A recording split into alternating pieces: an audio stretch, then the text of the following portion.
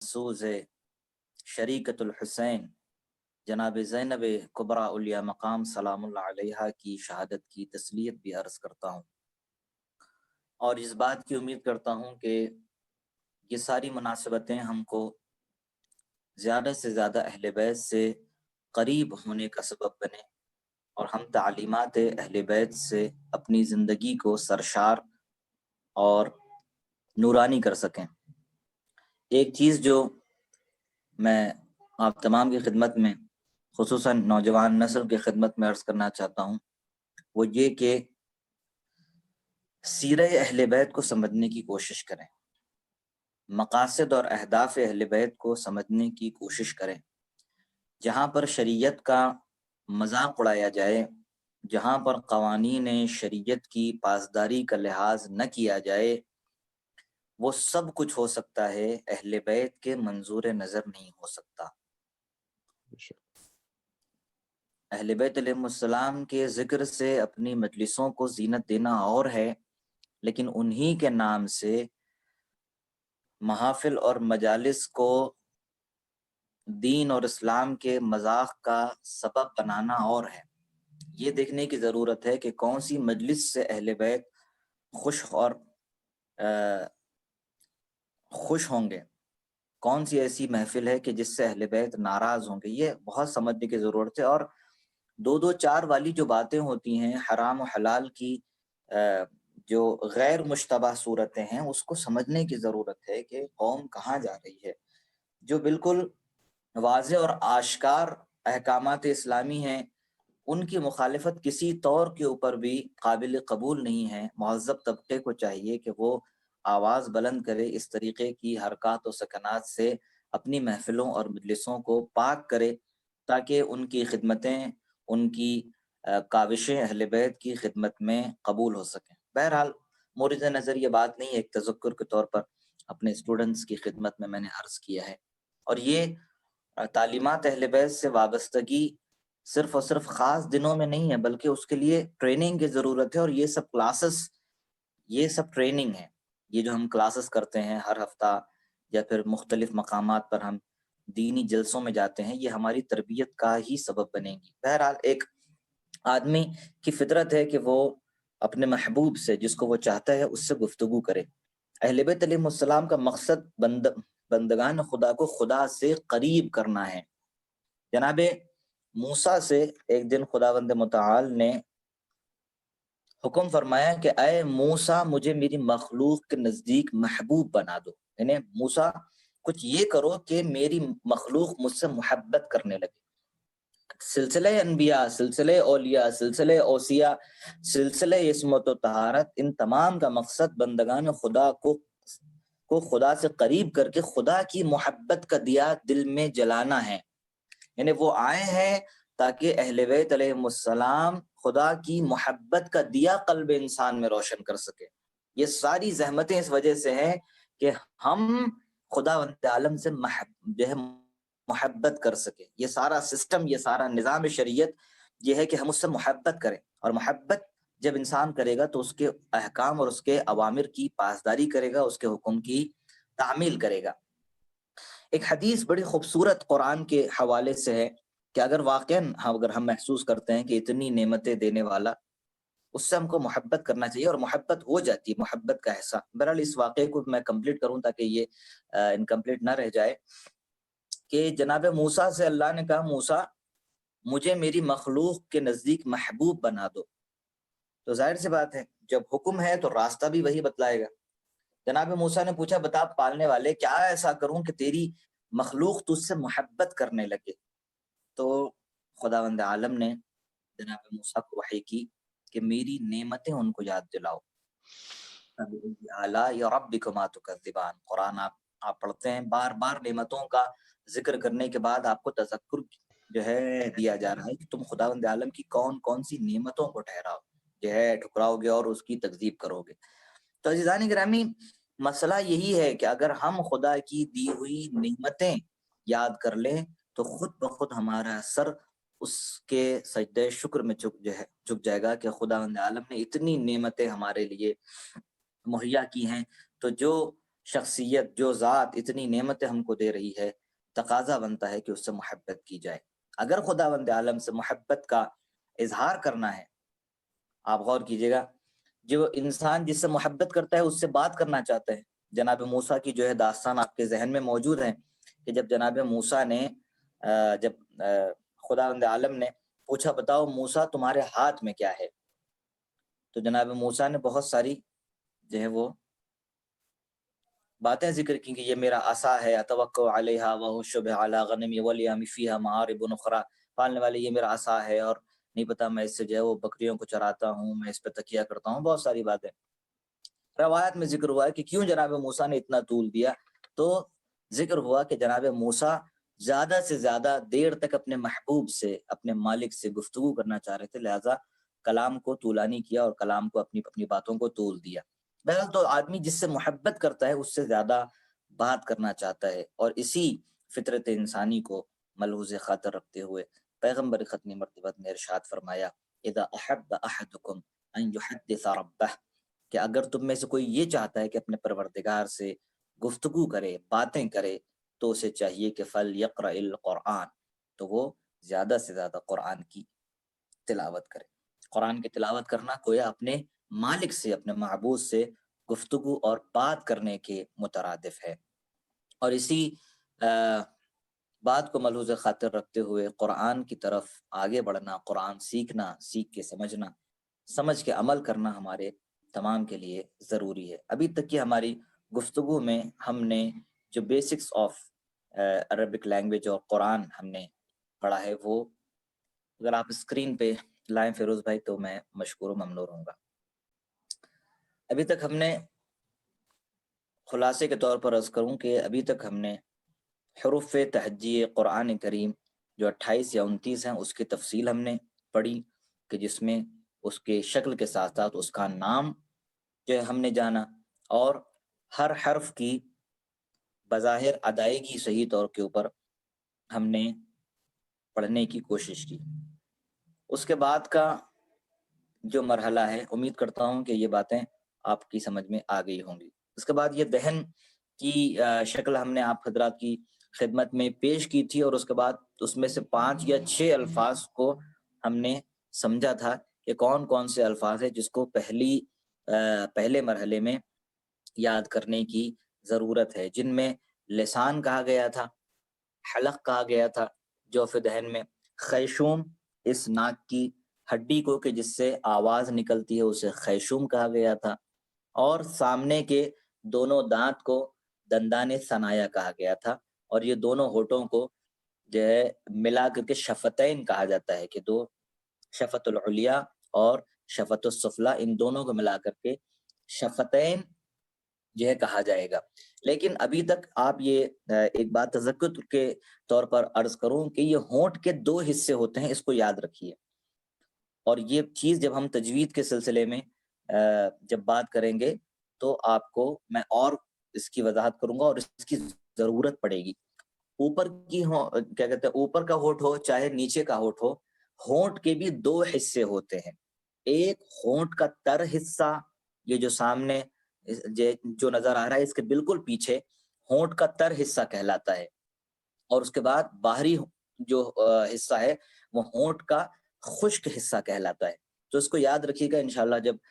مخارج حروف کی جب بحث ہوگی تو یہ چیز آپ کو کام آئے گی۔ اس کے بعد ہماری بحث ہے، اگر آپ نے ان الفاظ کو اپنے ان کی شکلوں کے ساتھ صحیح طور پر ادا کرنا سیکھ لیا ہے، تو اس کے بعد کا جو مرحلہ ہے یہ آپ کی آسانی کے لیے ہے کہ ہر حرف کے بعد اس کا جو صحیح پروننسیشن ہے اس کو رومن انگلش میں لکھا گیا ہے آپ کی آسانی کے لیے، لیکن اگر آپ ویڈیوز غور سے اگر آپ سن لیں تو ان چیزوں کی آپ کو ضرورت پیش نہیں آئے گی۔ آگے بڑھیے۔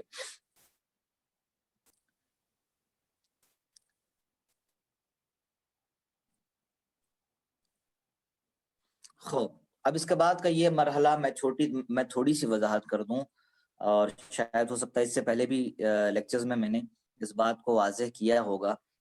کہ قرآن کریم جب نازل ہوا، جیسے ہم اردو پڑھتے ہیں، اردو پڑھتے وقت ہم کو زیر زبر پیش کی ضرورت نہیں ہوتی، اس وجہ سے کہ ہم صاحب زبان ہیں، تو صرف اور صرف ہم اس کو بغیر زیر زبر اور بغیر اعراب کے ہم پڑھتے ہیں، اس وجہ سے کہ ہم صاحب زبان ہیں۔ اسی طریقے سے قرآن کریم انا انزلناہ فی قرآن عربیا، کہ ہم نے قرآن کو عربی زبان میں نازل کیا، عربوں کے درمیان میں نازل کیا، تو اس وقت کہ جب قرآن نازل ہوا اور جو لکھا جاتا تھا وہ بھی بغیر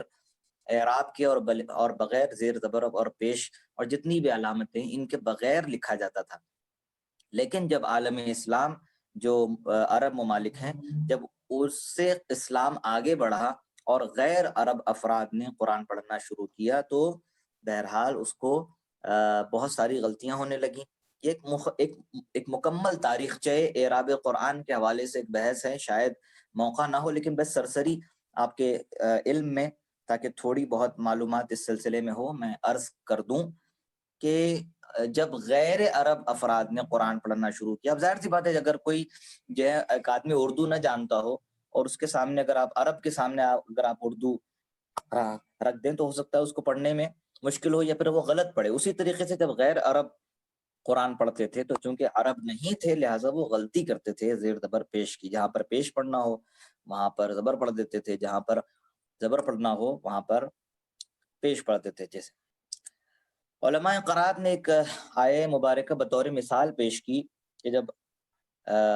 غیر عرب جب اس آیہ مبارکہ کو جو سورہ برات کی ہے، ان اللہ بریء من المشرکین و رسولہ، اس آیت کو اگر آپ ان اللہ بریء من المشرکین و رسولہ اگر آپ پڑھیں تو اس کے معنی جو ہے وہ بہت ہی مختلف ہو جائیں گے۔ ایک اگر آپ زیر زبر میں اگر آپ غلطی کریں گے تو بہت سی معنی میں تبدیلی واقع ہوگی۔ اگر آپ ان اللہ بریء من المشرکین ورسولہ اگر آپ پڑھیں تو معنی ہوگا کہ اللہ اور اس کا رسول مشرکین سے بری ہے، لیکن اگر آپ پڑھیں ان اللہ بریء من المشرکین ورسولہ تو اس کا معنی بہت ہی معاذ اللہ برا ہو جائے گا کہ اللہ مشرکین اور رسول سے معاذ اللہ بری ہے۔ تو بہرحال یہ جب آیہ مبارکہ جب غلط پڑھی جانے لگی تو امیر المؤمنین حضرت علی ابن ابی طالب علیہ السلام کے حکم سے ابو الاسود دوئلی نے اعراب گزاری قرآن کریم کا سلسلہ شروع کیا۔ لیکن جو آج آپ زیر زبر اور پیش کی جو شکل دیکھ رہے ہیں یہ پہلی شکل نہیں ہے۔ بہرحال میں آپ کی خدمت میں عرض کروں، یہ بھی ایک تاریخ سے قرآن ہے، میں انشاءاللہ کسی خاص موقع پر ایک خاص لیکچر اس کے حوالے سے عرض کرنے کی میں کوشش کروں گا۔ لیکن یہ بات جان لیں کہ جو پہلی اعراب گزاری قرآن ہوئی تھی، جب قرآن میں جب پہلی مرتبہ زیر زبر اور پیش کی جو علامتیں اور سمبلز لگائے گئے تھے وہ آج ہم جو دیکھ رہے ہیں ویسے نہیں تھے۔ یہ دوسرا مرحلہ ہے اور دوسرے مرحلے میں انشاءاللہ کس طریقے سے اس کی اعراب گزاری کی گئی ہے وہ انشاءاللہ آپ کی خدمت میں عرض کروں گا۔ بہرحال جو آپ زبر کی علامت دیکھ رہے ہیں یہ بہت ہی آسان ہے اور ہم اور آپ پڑھتے بھی ہمارے لیے کوئی مشکل نہیں ہے۔ یہ علامت جس حرف پر بھی ہوگی اس کو ادا کرتے وقت ہمارا منہ جو ہے وہ کھلے گا۔ الف زبر آ، با، تا، ثا، جا، ح، خ، دا، را، ز، س، ش، ص، ض۔ اب آپ اس کو ہجے کے ساتھ بھی پڑھ سکتے ہیں۔ الف زبر آ، با زبر با، تا زبر تا، سا زبر سا، جیم زبر جا، ح زبر ح، خ زبر خ، دال زبر دا، دال زبر ضا، را زبر را، زا زبر زا، سین زبر سا، شین زبر شا، صاد زبر صا، ضاد زبر ضا، طا زبر طا، ضا زبر ضا، عین زبر ع، غین زبر غا، فا زبر فا، قاف زبر قا، کاف زبر کا، لام زبر لا، میم زبر ما، نون زبر نا، واو زبر وا، ہا زبر ہا، حمزہ زبر آ، یا زبر یا۔ تو اگر آپ اس کی پریکٹس اگر آپ کر لیں گے ایک تو ہجے کے ساتھ بھی اور دوسرے بغیر ہجے کے ساتھ بھی، تو یہ پریکٹس کرنے سے آپ کی زبان میں روانی پیدا ہوگی۔ یہ جو ہم اٹکتے ہیں، یہ جو ہم جھجکتے ہیں، یہ ہماری جھجک اور ہماری اٹک ختم ہو جائے گی۔ اگر اب پہلی ہی منزل میں اگر آپ اپنی زبان کی اس لکنت کو، اس جو ہے وہ مشکل کو اگر آپ حل کر لیں گے، زبان میں جتنی روانی پیدا ہوگی، کوئی بھی لینگویج ہو، صرف عربک نہیں ہے، گرچہ عربک لینگویج مشکل ترین جو ہے وہ زبانوں میں شمار ہوتی ہے، لیکن اس زبان کو ہم آسانی سے، کسی بھی زبان کو ہم آسانی سے اس وقت سیکھ سکتے ہیں کہ جب شروع ہی سے اس کی ادائیگی کے وقت ہم اپنی زبان کو، اپنے ذہن کو، اپنے منہ کو اس کی عادت ڈال لیں. جیسے انگلش جو ہے وہ لینگویج ہے، اگر آپ نے غور کیا ہوگا تو وہ افراد کے جو شروع ہی سے اے فار ایپل پڑھتے ہیں وہ ہمیشہ سے ہی جب بھی بولیں گے پھر وہ ایپل ہی کہیں گے. لیکن جب صاحب زبان سے جب آدمی سیکھتا ہے تو اس کی ادائیگی پھر وہ ویسے ہی کرتا ہے، اور جیسے پہلے سیکھتا ہے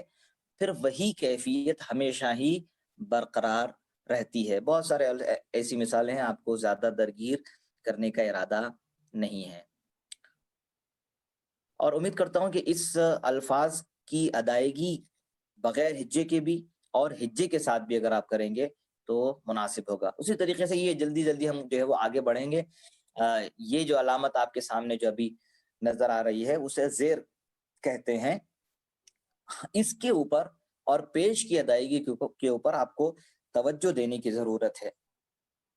زبر کی ادائیگی پہ زیادہ توجہ دینے کی ضرورت اس وجہ سے نہیں ہے کہ ہم کو اس کی عادت ہے اس کی ادائیگی کی، لیکن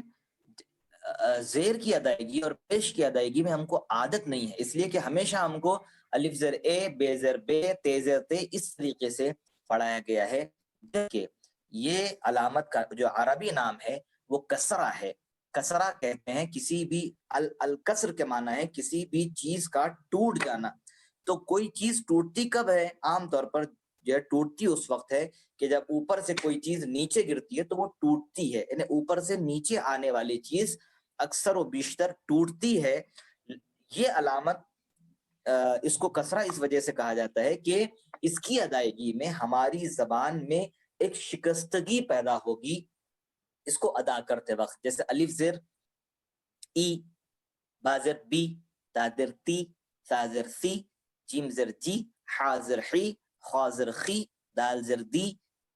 ابھی تک جو ہم نے پڑھا تھا الف زر اے، بے زر بے، تے زر تے، سے زر سے، اس طریقے سے، لیکن یہ الف زر اے نہیں ہے بلکہ الف زر ای ہے.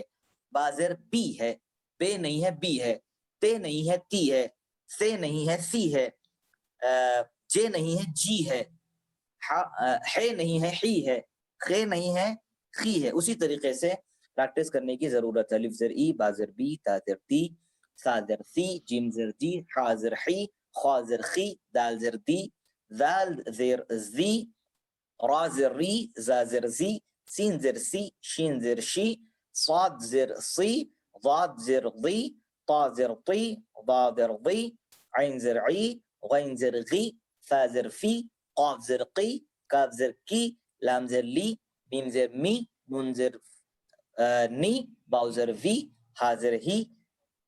یا حمزہ زر ای، یا زر یی. خوب امید کرتا ہوں کہ اس کی آپ پریکٹس کریں گے ہجے کے ساتھ بھی اور بغیر ہجے کے ساتھ بھی.